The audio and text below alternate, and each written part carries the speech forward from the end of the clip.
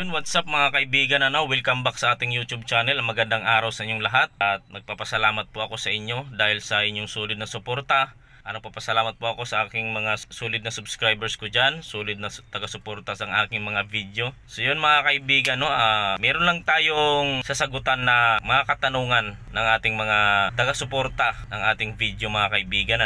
Nagtatanong nga pala may nagtatanong dito si Christina Mabagos. Ang tanong niya, lahat po ba ng bus automatic o merong hindi? Ito lang masasabi ko sa inyo, ma'am, meron pong bus na automatic at meron rin naman pong manual. Yung mga matic na bus ngayon ay yung mga kagaya ng man na bus. Tapos yung Bulbo, yan, mga automatic yan. Tapos yung Yutong ata ngayon meron ng automatic. Maganda yung mga automatic na yon kasi talagang hindi na gaano mahihirapan yung driver dahil preno na lang tsaka gas silinyador ang gagamitin nila.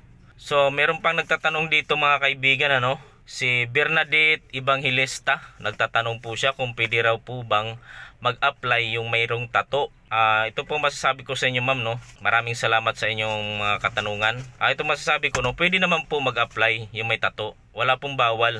Pwede po mag-apply kahit punong-puno po ng tato yung katawan nyo. Pwede po mag-apply. Hindi naman natin pagbabasihan kung may tato yung isang tao, kriminal na. Siyempre, hihingian ka naman yan ng NBI, police clearance, tapos barangay clearance. Pwede po mag-apply, ma'am, yung may tato. Pwede po mag-apply ng pagiging bus driver.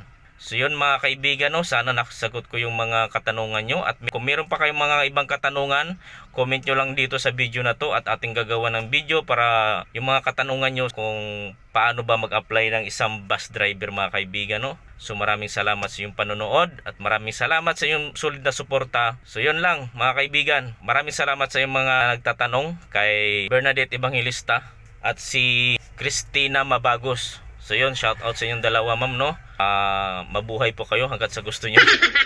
So yun lang mga kaibigan, sana nasagot ko yung mga katanungan nyo. So let's go.